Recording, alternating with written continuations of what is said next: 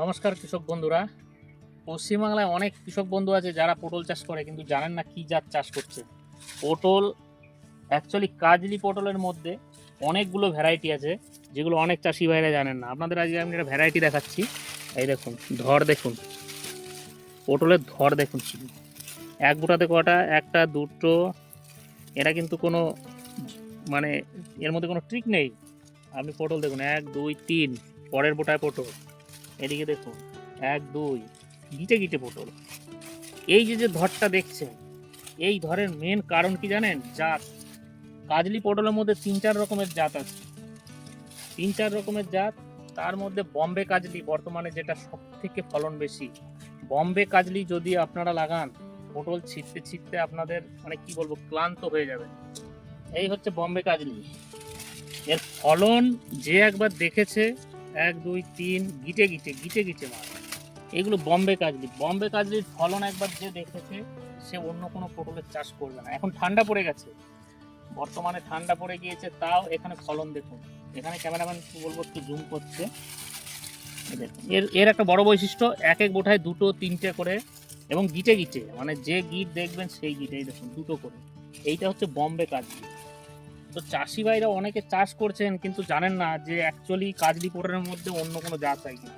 এইটাই দেখুন, এই পটলটা পেকে গেছে, একটা দুটো দুটো ছিঁড়ে ফেললাম, এখানে আরো দুটো, চারটে।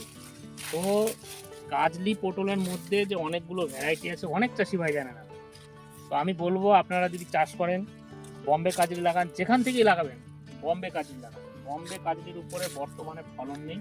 আমার এখানে 3 বিঘে এরিয়াতে আছে বম্বে কাজলি।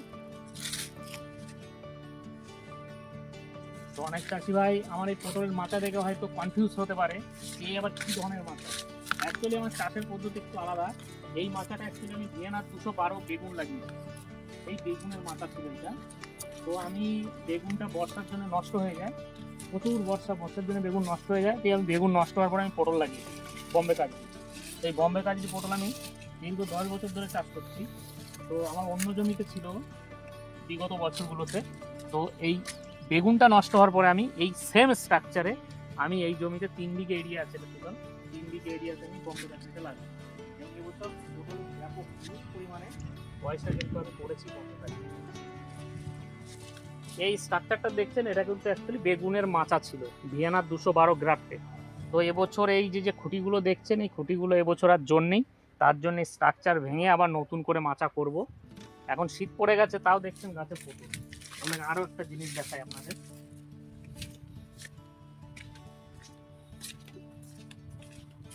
এটা হচ্ছে খাড়া মাচা। এটা আমি জাস্ট এবছর টেস্ট করার জন্য করেছি। অনেকে বলে খাড়া মাচায় পটল হয় না। এই দেখুন ধর, দেখুন বম্বে কাজলির ধর, এটা খাড়া মাচা।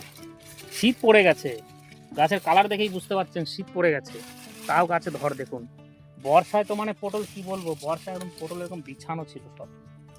তো বম্বে কাজলির উপরে ফলন বর্তমানে কোনো পটলই নেই। এই বম্বে কাজলির নার্সারি আমরা বিগত 10 বছর ধরে করছি। এই হচ্ছে আমার শেডনেট। এই শেডনেটের ভিতরে আমি কাজলি পটলের চারা করেছি। এই চারা দেখছেন বেডে ফেলা আছে। এই হচ্ছে কাজলি পটলের চারা, বম্বে কাজলি এটা।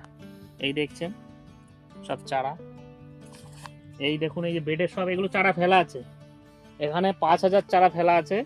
স্টেপ বাই স্টেপ এখন চলবে। এটা 5,000 ফেলেছি, আগামী সপ্তাহে 5,000 ফেলবো। এবছর আমাদের টার্গেট আছে 1,00,000 চারা তৈরি করা। তাই এখনও সিজন পড়তে দেরি আছে, ফাল্গুন চৈত্র মাস থেকে ধরুন চাষি ভাইরা লাগাবে সব। তো তার জন্য আমরা পৌষ মাসটাকে টার্গেট করে রেখেছি যে ওই সময় 1 মাসই 50,000 চারা ফেলবো।